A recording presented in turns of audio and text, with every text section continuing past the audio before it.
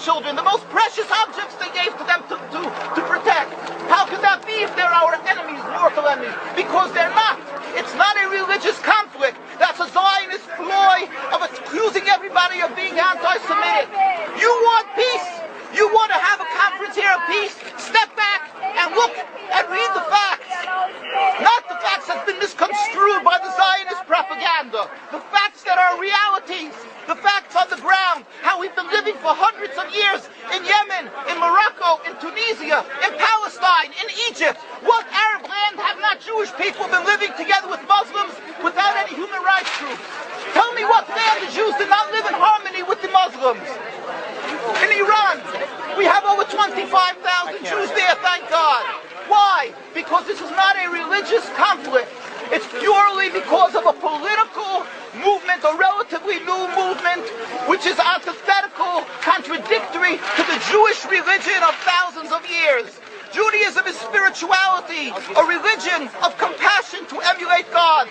Zionism must be created 100 years ago by atheists, people who abhorred religion, who wanted to transform Judaism from religion to nationality, to a purely materialistic base, godless in its essence. That is not Judaism, and they have no right to use the name of Israel. They've usurped our name, they've stolen our symbols, and they've stolen our identity. And they are causing death and destruction, year in and year out. For over 50 years, death and bloodshed has not stopped because of a pure ideological belief called Zionism. They sacrifice on their idol bodies, human beings, hearts, souls. They rent, they've destructed houses, they've destructed people's lives. What can we do about this? Let's step back and think. There is a solution with God's help. If we would put away the politics, then we could know that we've been living and coexisting together. We most profusely apologize to the Muslims, to the Arabs, what has been done to them. And then we can return, they make restitution for what has been done to them. And then we will be able to live in harmony. Not an Israeli state, a one Palestinian state. One state as we have been living for hundreds of years. There will be peace. And you will see that this 50 years has been a nightmare, a mirage, and nothing to do. Pure fear-mongering, that's what Zionism does. It's panic, going into a theater and yelling, fire, fire, that's what Zionists do. We've been living with the Muslims.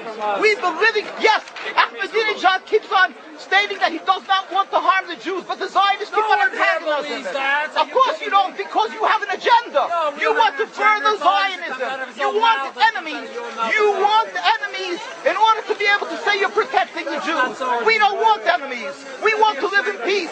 We have been always living in peace with the Muslims, and we will, with God's help, continue to live with them in peace. We implore the participants in this conference, read, step back, study the history truthfully, and see what the true Jewish voice is of hundreds of thousands of Jews who are still true to their religion, whether they're living in Jerusalem, whether they're living in New York. What do these Jews in Williamsburg section of Brooklyn, hundreds of thousands of Jews who are the most God-fearing in the community, why are they all opposed to the state of Israel? Why is that one Israeli flag in Williamsburg, Brooklyn?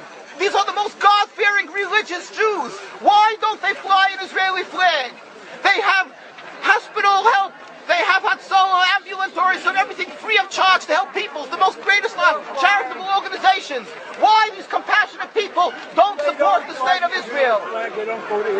Why not? Because they don't like Israel. Why not? Because they're self-hating Jews? Trying to build the Jewish state. Why? Are they fools? Are they fools?